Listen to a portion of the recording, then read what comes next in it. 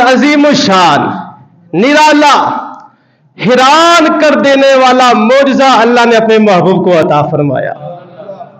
ایسا معجزہ کہ نبی پاک صلی اللہ علیہ وسلم مسجد حرام سے مسجد اقصی تک، پھر ساتواں آسمانوں کی سیر کی، پھر ساتواں آسمانوں سے بھی اوپر مکان سے لا مکان تک نبی پاک صلی اللہ علیہ وسلم سیر کر کے، جنت اور دوزخ کا مشاہدہ کر کے، رب کی قدرت کو دیکھ کر، یہاں تک کہ خود رب کو دیکھ کر،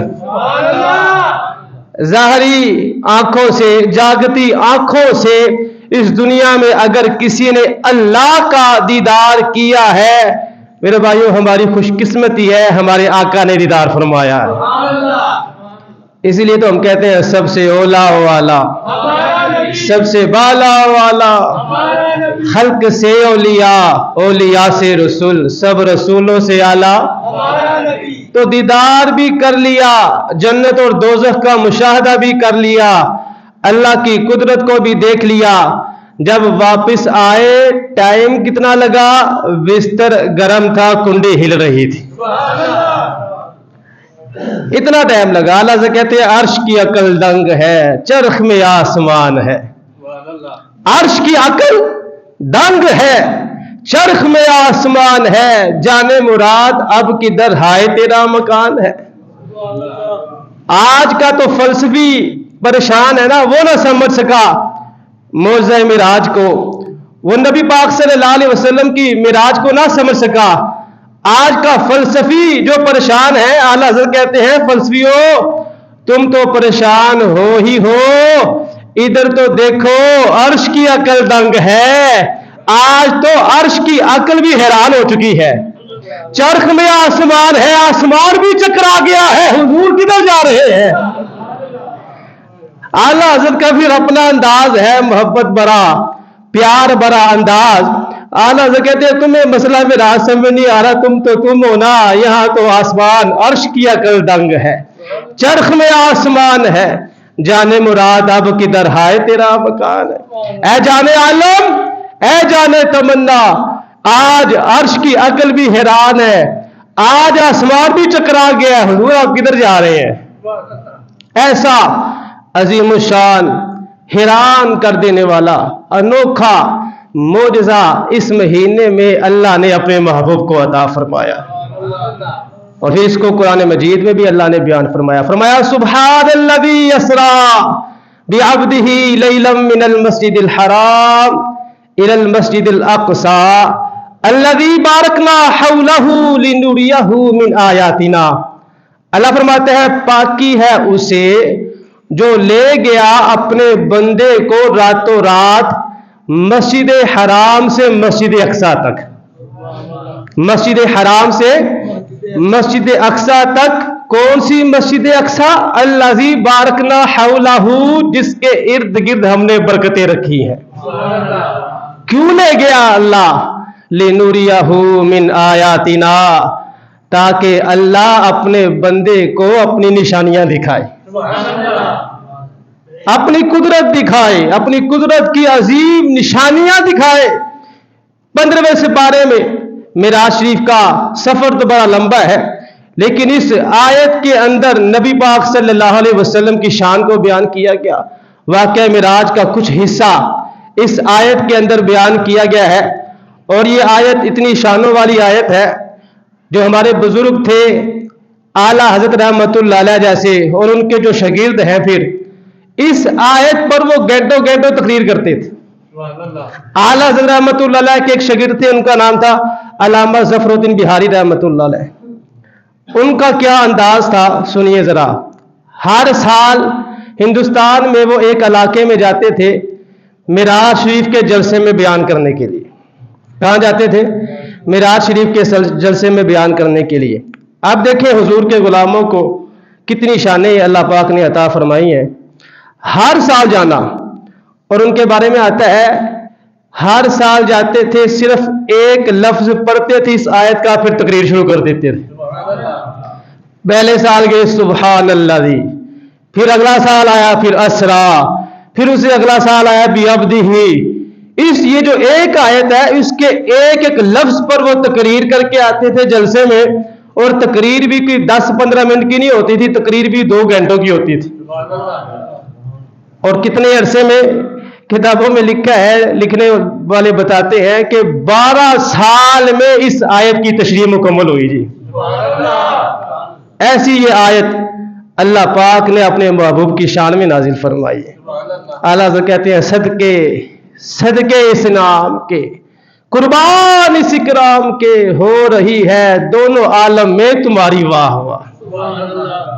اتنا بڑا انعام، اتنا بڑا اکرام کہ نبی تو آرزو کرتے رہے، نبی پاک صلی اللہ علیہ وسلم نے آرزو بھی نہیں کی، اللہ نے اپنا دیدار عطا فرما دیا اپنے پاس بلا کر، پھر جنت اور دوزخ کا مشاہدہ۔ میرے بھائیو، کمال کی اللہ پاک نے، یہ جو معجزہ ہے نا، یہ معجزہ میں نے شروع میں کہہ دیا کہ فلسفی پریشان ہے۔ وہ کہتا ہے کیسے ہو سکتا ہے حضور جو ہے زمین سے آسمانوں پر گئے ہو، پھر پہلے آسمان پر پھر دوسرے آسمان پر، کیسے ہو سکتا ہے؟ لیکن جو عشق والے ہیں وہ مان جاتے ہیں، جو عشق والے ہیں وہ مان جاتے ہیں۔ حضرت ابو بکر صدیق کو تانا دیا تھا کافروں نے، آپ بتاؤ وہ جس سے تمہاری دوستی ہے، جس کا تم کلمہ پڑھتے ہو، آپ بتاؤ وہ تو یہ بات کہہ رہا ہے۔ حضرت ابو بکر صدیق نے فرمایا کہ اگر وہ اس سے بھی بڑی بات کہے تو وہ بھی ماننے کے لیے تیار بیٹھا ہو۔ تو محبت پوچھ کے نہیں، محبت نہیں، محبت نبی پاک صلی اللہ علیہ وسلم سے پیار کرنا ہے تو پھر پوچھ کے صحابہ نے پوچھ کے تو محبت ہی نہ کی۔ اب جو ان کے جتنی ان کو حضور سے محبت تھی انہوں نے ایسا ہی جواب دے دیا۔ یہ ہوتی ہے محبت۔ یہ نہیں کہا اچھا سوچ میں نہیں پڑے پہلے آسمان پہ کیسے گئے، دوسرے پہ کیسے گئے، کافروں تم ٹھیک کہہ رہے ہو، کوئی ایسی بات نہیں۔ ایمان دیکھیں حضرت ابو بکر صدیق رضی اللہ تعالیٰ عنہ کا۔ پھر اگلی بات بھی بتا دی کہ اگر اس سے بڑی بات بھی حضور ارشاد فرما دے ہم وہ بھی ماننے کے لیے تیار بیٹھے ہیں۔ ادھر امتی ہے آج پریشان ہے، وہ ماننے کے لیے تیار ہی نہیں ہے۔ آج بھی کچھ لوگ ایسے ہیں جو ماننے کے لیے تیار نہیں ہے، تو دیکھ لیں وہ کن کے نقشے قدم پر ہے، اور جو ماننے والے ہیں وہ حضرت ابو بکر صدیق کے نقشے قدم پر ہے۔ جو ماننے والے ہیں وہ تو آج بھی کہتے ہیں حضور کی شان ورال ورا ہے۔ اللہ چاہے تو پھر کیا نہیں ہو سکتا؟ جب قرآن میں آ گیا ہے سبحان الذی اسری بعبدہ لیلا من المسجد الحرام الى المسجد الاقصی۔ حضرت ابراہیم خلیل اللہ علیہ السلام اللہ کے نبی ہیں اور بہت فضیلت والے نبی ہیں۔ نبی پاک صلی اللہ علیہ وسلم کے بعد سب سے بلند جس نبی کا مقام اور مرتبہ ہے حضرت ابراہیم خلیل اللہ علیہ السلام ہے۔ اب دیکھیے ذرا، حضرت ابراہیم کو بھی معراج ہوئی ہے، اور حضرت ابراہیم خلیل اللہ علیہ السلام کی معراج کا ذکر بھی قرآن مجید میں موجود ہے۔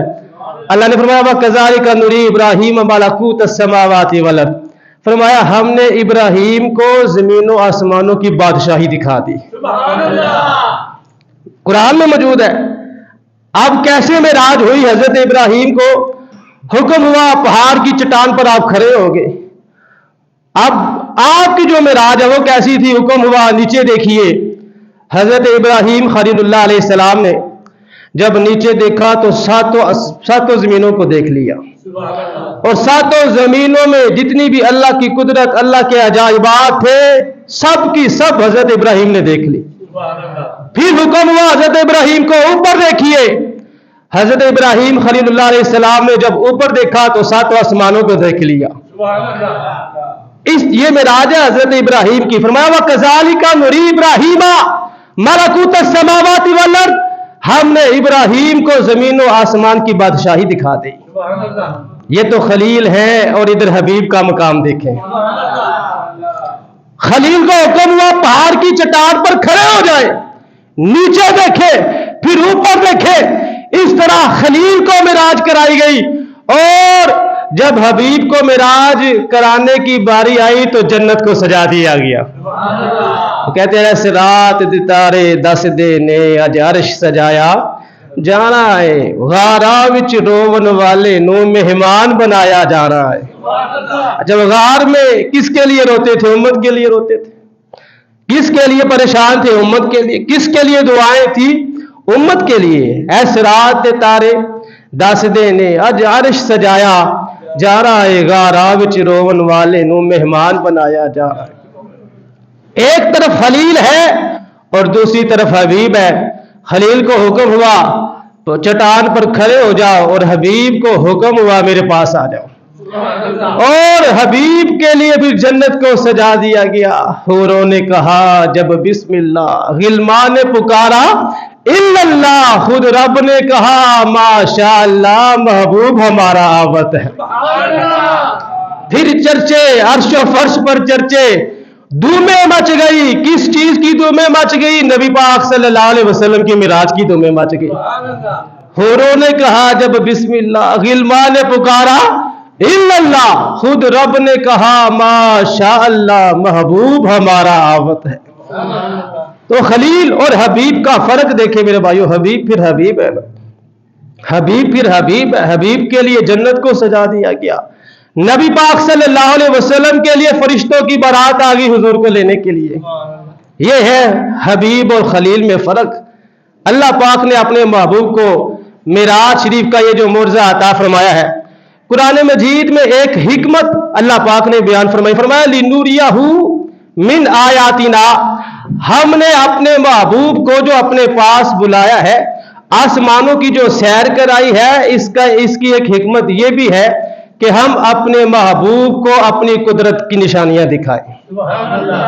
حضور نے پھر ساتوں آسمانوں کو دیکھا، پھر جنت اور دوزخ کا مشاہدہ کیا، یہاں تک کہ حضور نے جاگتی آنکھوں سے اپنے رب کا دیدار بھی کر لیا۔ یہ بہت بڑی نعمت اللہ پاک نے اپنے محبوب کو عطا فرمائی ہے، بہت بڑی نعمت ہے۔ دنیا میں جاگتے ہوئے اگر کسی ہستی نے اپنی آنکھوں سے رب کو دیکھا ہے تو وہ میرے اور آپ کے پیارے آقا صلی اللہ علیہ وسلم، حضور نے دیکھا ہے۔ یہ ہمارا عقیدہ ہے، یہی اسلاف کا عقیدہ ہے، یہی ہمارے بزرگان دین کا عقیدہ ہے۔ حضور سیر کر کے آئے، ساتھ رب کا دیدار کر کے بھی آئے، رب کو دیکھ کر بھی آئے ہیں۔ نبی پاک صلی اللہ علیہ وسلم کو اللہ پاک نے یہ شان عطا فرمائی ہے، اللہ پاک نے یہ معجزہ عطا فرمایا ہے۔ اللہ نے فرمایا لِنُرِيَهُ مِنْ آیاتنا، کیوں بلایا؟ تاکہ ہم اپنی قدرت کی نشانیاں دکھائیں۔ پھر نبی پاک صلی اللہ علیہ وسلم نے جنت اور دوزخ کا مشاہدہ بھی کیا۔ جب دوزخ کا مشاہدہ کیا تو نبی پاک صلی اللہ علیہ وسلم نے دیکھا دوزخ میں کچھ لوگوں کو عذاب دیا جا رہا ہے، ان کے جو چھاتی ہے، چھاتی کے ذریعے ان کو آگ میں لٹکایا گیا ہے۔ کچھ مرد اور عورتیں ایسی ہیں جن کو چھاتیوں کے ذریعے آگ میں لٹکا دیا گیا ہے۔ حضور نے پوچھا اے جبریل یہ کون سے لوگ ہیں؟ جبریل نے عرض کی یا رسول اللہ صلی اللہ علیہ وسلم یہ وہ لوگ ہیں جو غیبتیں کرنے والے تھے۔ یہ کون سے لوگ ہیں؟ غیبتیں کرنے والے۔ اور عذاب دیکھ لیں کیا مل رہا ہے۔ نبی پاک صلی اللہ علیہ وسلم نے واپس آ کر پھر اپنی امت کو سب کچھ بتا دیا ہے۔ فرمایا دوزخ میں ایسے لوگوں کو بھی حضور نے دیکھا جن کے پیٹ بہت بہت بڑے پیٹ تھے، مکانوں کی طرح، بڑے بڑے مکانوں کی طرح بڑے بڑے پیٹ تھے لوگوں کے، اور ان پیٹ کے اندر کیا تھا؟ سانپ چلتے ہوئے نظر آ رہے تھے۔ نبی پاک صلی اللہ علیہ وسلم نے پوچھا اے جبریل بتاؤ تو صحیح یہ کون سے لوگ ہیں؟ فرمایا حضور آپ کی امت کے سود خور لوگ ہیں، سود خور، سود کھانے والے، جو دنیا میں کہتے تھے قاری صاحب کیا کریں، پوری نہیں پڑتی، کیا کریں، مجبوری ہے، بیوی بچوں کو بھی تو پالنا ہے نا، سود لینا، سود دینا، حرام کھانا، قاری صاحب مجبوری بن گئی ہے۔ وہ لوگ جو دنیا میں ایسی باتیں کرتے رہے، سود کھاتے رہے، اللہ کے ساتھ ان کا اعلان جنگ تھا، اب آخرت میں پھر کیا سزا ملنی ہے؟ معراج کی رات نبی پاک صلی اللہ علیہ وسلم نے ان کو دیکھا، پیٹ ان کے مکانوں کی طرح بڑے تھے اور ان کے اندر سانپ پھر رہے تھے۔ تو سود خور کی معافی نہیں ہے میرے بھائیوں۔ ہمارے معاشرے میں یہ بھی ایک بیماری بہت ہی زیادہ پھیل چکی ہے، بہت زیادہ، اور بہانہ صرف ایک ہے، وہ یہی ہے کہ قاری صاحب پوری نہیں پڑتی، بس ایک ہی بہانہ ہے، مجبوری ہے جی، کیا کرے اب مجبوری ہے، کوئی 2 نمبر مال کما رہا ہے اس کا ایک ہی بہانہ کیا کرے مجبوری ہے، کاروبار کو ملتا نہیں ہے اب 2 نمبر کام ہی کرنا پڑے گا، تو میرے بھائیوں یہ زندگی گزر جانی ہے، یہ وقت گزر جانا ہے. وہ بھی تو لوگ ہیں نا جو حلال کھا رہے ہیں، اللہ ان کو رزق عطا فرما رہا ہے. واللہ خیر الرازقین، اللہ فرماتا ہے اللہ سب سے بہتر رزق عطا فرمانے والا ہے، سب سے بہتر. اللہ پہ بھروسہ، اللہ پہ کامل یقین رکھ کر نکل پڑے، انشاءاللہ اللہ رزق حلال عطا فرما دے گا. تو جنت کا دوزخ کا مشاہدہ نبی پاک صلی اللہ علیہ وسلم نے معراج کی رات فرمایا ہے. نبی پاک صلی اللہ علیہ وسلم کے غلاموں، نبی پاک صلی اللہ علیہ وسلم نے جنت میں کچھ لوگوں کو دیکھا. جنت میں نبی پاک صلی اللہ علیہ وسلم نے ایک موتیوں کا گنبد دیکھا، خیمہ دیکھا بنا ہوا، بہت ہی خوبصورت. جنت میں نبی پاک صلی اللہ علیہ وسلم نے پوچھا اے جبریل بتاؤ یہ خیمے کن لوگوں کے لیے بنے ہیں؟ جبریل نے عرض کی حضور آپ کی امت کے وہ لوگ جو مسجد میں اذان دیتے ہیں، اللہ ان کو یہ خیمے عطا فرمائے گا. ذرا بلند آواز سے کہہ دے سبحان اللہ. اذان دینے والا مسجد میں جو رضا الہی کی خاطر اذان دیتا ہے، ان کے لیے موتیوں سے بنے ہوئے محل اللہ پاک نے جنت میں تیار کر دیے. اور اذان دینے والے کو ایک خوشخبری یہ بھی نبی پاک صلی اللہ علیہ وسلم نے سنائی ہے. فرمایا جو اللہ کی رضا کی خاطر مسجد میں اذان دیتا ہے، اللہ اس کے پہلے سارے گناہوں کو معاف فرما دے گا.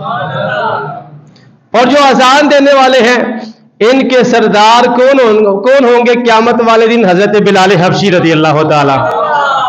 حضرت بلال حبشی مؤذن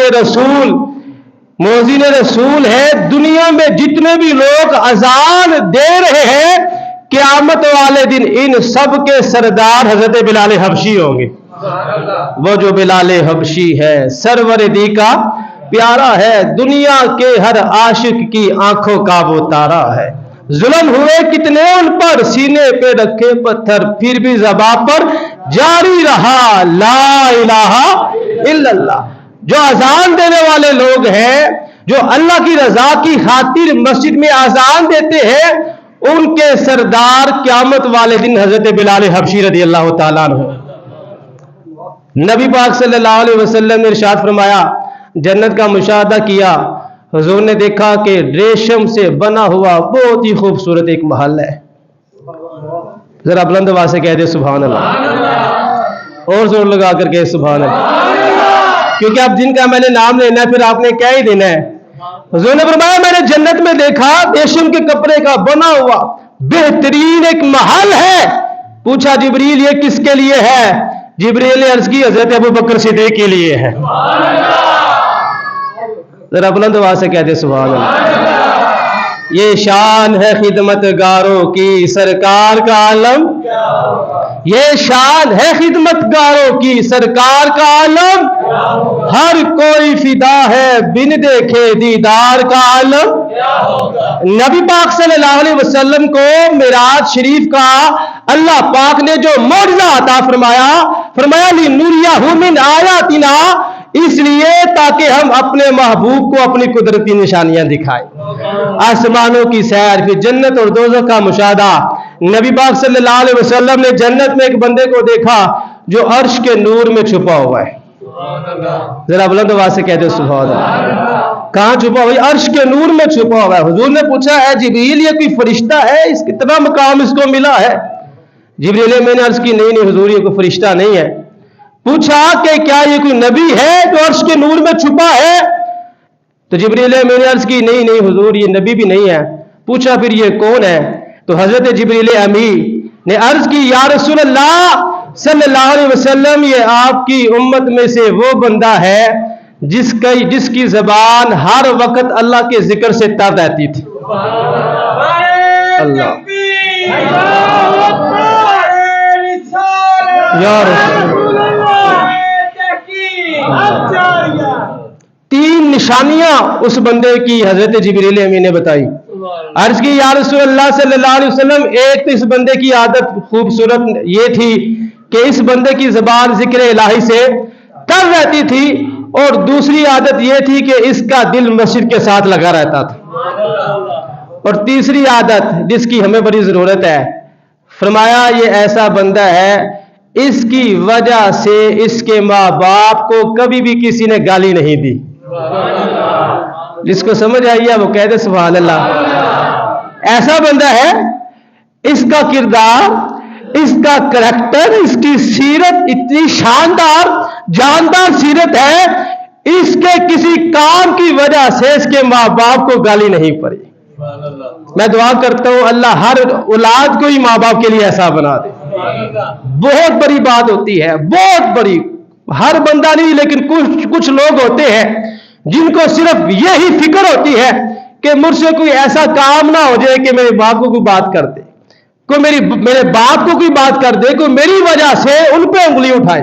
حضور نے فرمایا نا صحابہ ایک وقت آئے گا لوگ اپنے ماں باپ کو گالیاں دیا کریں گے. صحابہ بڑے پاکیزہ لوگ تھے، انہوں نے عرض کی حضور ایسا وقت بھی آئے گا؟